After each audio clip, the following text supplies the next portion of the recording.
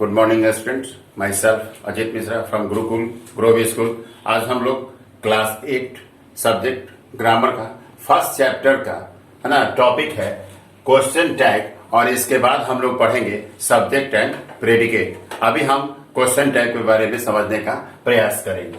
Question tag क्या है? A question tag is a question consisting of an auxiliary verb plus a subject. कहने का मतलब है जब क्वेश्चन टैग बनाते हैं उस समय सबसे पहले क्या तो उसका सीक्वेंस क्या होता है, सबसे पहले एक वर्ब रखते हैं और वर्ब के बाद जो है ना सब्जेक्ट रखते हैं। ये क्वेश्चन बनाने से अलग है। जैसे मैंने आप पहले भी पढ़ा है कि क्वेश्चन बनाते हैं तो ऑक्सिलरी वर्ब को रखते हैं और पूरा सेंटेंस को लिखते हैं। इसमें हमें वैसा नहीं करना है। जैसे कि मोहन इज ए बॉय, है ना, इज मोहन ए बॉय, ऐसा हम क्वेश्चन बनाते हैं। लेकिन क्वेश्चन टैग में ऐसा नहीं है। क्वेश्चन टैग में सिर्फ हम जो है ना ऑक्सिलरी वर्ब और इसके बाद एक सब्जेक्ट का इस्तेमाल प्रयोग करते हैं। जैसा आपको इस परिभाषा से आपको समझ में आ जाएगा। जैसे क्वेश्चन टैग इज एक क्वेश्चन टैग क्या है? एक क्वेश्चन है, प्रश्न है, कंसिस्टिंग ऑफ एंड, जिसमें बना हुआ जो धारण करते हैं क्या ऑक्सिलरी वर्ब यानी कि सहायक क्रिया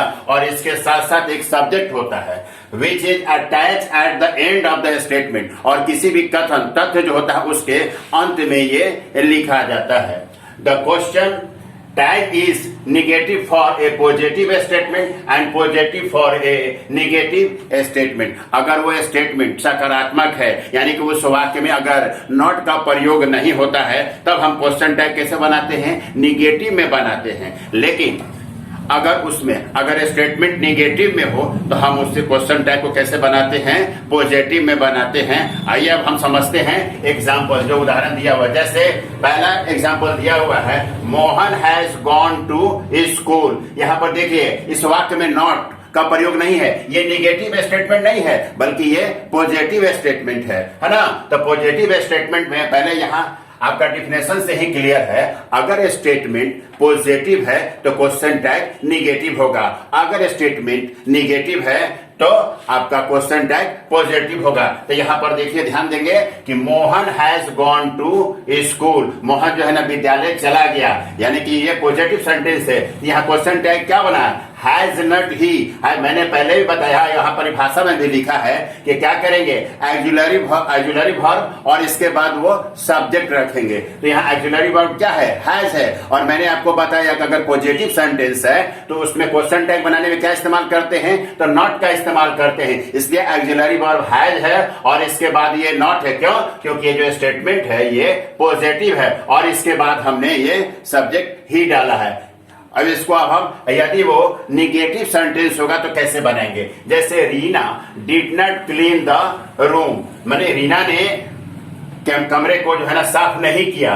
तो यहाँ पर डिड क्या है? ऑक्सिलरी वर्ब है और ये सेंटेंस क्या है? निगेटिव है। तो निगेटिव है इसलिए यहाँ पर हम निगेटिव का क्वेश्चन टैग में प्रयोग नहीं कर रहे हैं, सिर्फ ऑक्सिलरी वर्ब और सब्जेक्ट का प्रयोग करके जो है कि नहीं हम बनाते हैं। और एक बात ध्यान देंगे कि कभी भी क्वेश्चन टैग बनाते हैं तो हम उसको स्टेटमेंट के अंत में लिखते हैं। इसके बाद है अपेंडेड क्वेश्चंस। इसमें आपका पहला आता है कन्फर्मेशन ऑफ ए स्टेटमेंट। किसी भी कथन को निश्चितता धारित करने के लिए, हाँ ये वास्तव में सही है, जो जानकारी है बिल्कुल करेक्ट है, तो ऐसे प्रश्न आते इसमें से कन्फर्मेशन ऑफ ए स्टेटमेंट। जैसे एग्जाम्पल के तौर पर यहाँ पर है your mother is a teacher. जैसे कि आपकी माँ जो है ना एक शिक्षिका है ना। तो मैंने आपको पहले बताया कि ये पॉजिटिव स्टेटमेंट है और कंफर्म करा रहा है, इसलिए आपको क्या कर रहा है? यहाँ पर नॉट का इस्तेमाल लगा है। इज नॉट सी।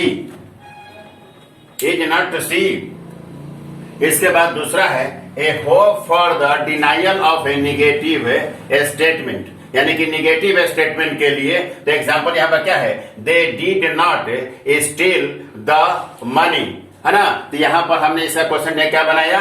क्योंकि यहाँ पर निगेटिव है तो हमने क्या बनाया? आपका ऑक्सिलरी वर्ब के साथ जो है ना सब्जेक्ट डिड दे। इसके बाद तीसरा है to ask the person address for an opinion, यानी ओपिनियन के लिए। तो आई हेट हिंदी फिल्म्स, है ना, मैं जो है कि नहीं हिंदी फिल्म से घृणा करता हूं। तो इसके बाद कहता है कि डोंट यू, इस तरह से जो है ना हम क्वेश्चन टैग बनाएंगे और हम अब अगले टॉपिक यानी कि सब्जेक्ट और प्रेडिकेट की ओर चलते हैं। क्वेश्चन टैग इस पहले पढ़े, इसके बाद अब हम लोग पढ़ने जा रहे हैं सब्जेक्ट एंड प्रेडिकेट, उद्देश्य और विधेय।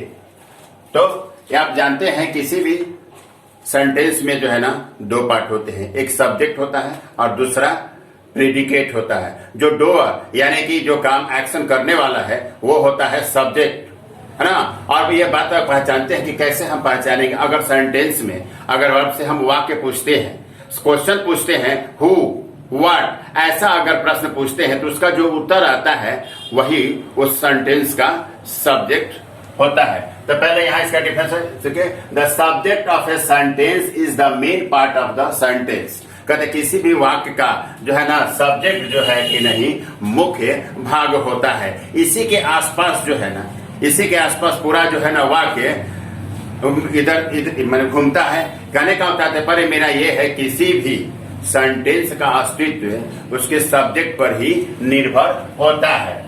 अब इसके बाद है the predicate of a sentence is that part of the sentence which tells you about the subject. और प्रेडिकेट क्या है, वो हिस्सा है जो सब्जेक्ट के बारे में बताता है कि जो एक्शन हो रहा है आखिर वो कौन कर रहा है ना, तो इसके बारे में बताता है, उसको हम कहते हैं सब्जेक्ट। जैसे एग्जाम्पल के तौर पर यहाँ पर देखिए, the cat ran into a hole, है ना। तो कहता है the cat ran into a hole, तो होल में दौड़कर कौन गया है, यानी कि दौड़कर जाने वाला वो कौन है। अगर हम सवाल पूछते हैं हु, कौन है वो, तो यहाँ पर आपका उत्तर आएगा क्या, द कैट, यानी कि जो कैट है ना वो उसका सब्जेक्ट कहा। और कौन सा एक्शन हो रहा है, यानी कि रैन इनटू ए होल, तो इसको हम लोग क्या बोलते हैं, ये जो हिस्सा है आपका रैन इनटू ए होल, ये है आपका प्रेडिकेट और ये है आपका सब्जेक्ट।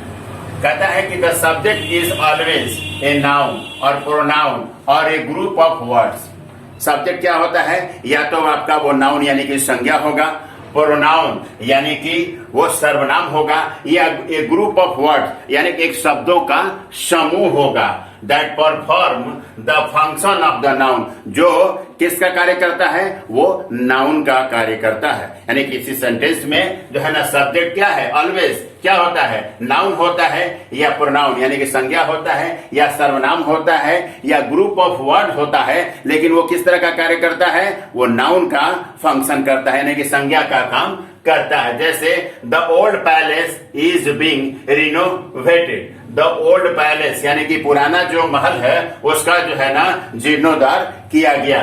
इसके बाद है द प्रेडिकेट में कंसिस्ट ऑफ वन वर्ड और several words with a verb. Predicate में या तो एक वर्ब होता है या उसमें जो है ना सेवरल वर्ड्स होते हैं, माने कि बहुत सारे शब्द होते हैं क्रिया वर्ब के साथ। जैसे the gift was wrapped in A blue paper, इसमें गिफ्ट, गिफ्ट क्या है, ये यहाँ पर सब्जेक्ट है, और इसके बाद है ना गिफ्ट जो है ना सब्जेक्ट है, और वाज रैप्ड ब्लू पेपर ये क्या है, प्रेडिकेट है। इसका जो एग्जांपल यहाँ पर जो है जब मैंने बताया the old palace is being renovated, इसमें द ओल्ड पैलेस क्या है, सब्जेक्ट है, इज बीइंग रिनोवेटेड ये क्या है, प्रेडिकेट है। अब इसी आधार पर हम आपको घर से बनाने के लिए कुछ होमवर्क दे रहे हैं।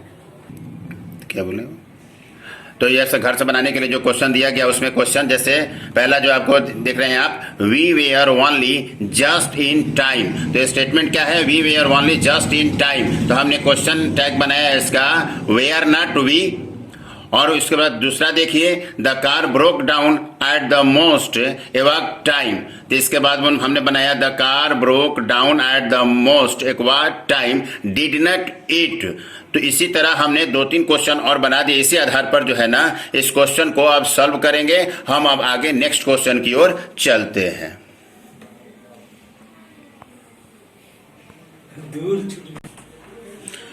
ये जो क्वेश्चन है, add to the following statement and appended question either asking for confirmation और इनवाइटिंग डिनाइल। उसमें जो है ना पहला क्वेश्चन है, I believe you have 2 brothers, do not you, second है your father has retired from business, जिसको हमने बनाया है हैज नॉट ही। इसके बाद नेक्स्ट क्वेश्चन की ओर चलते हैं।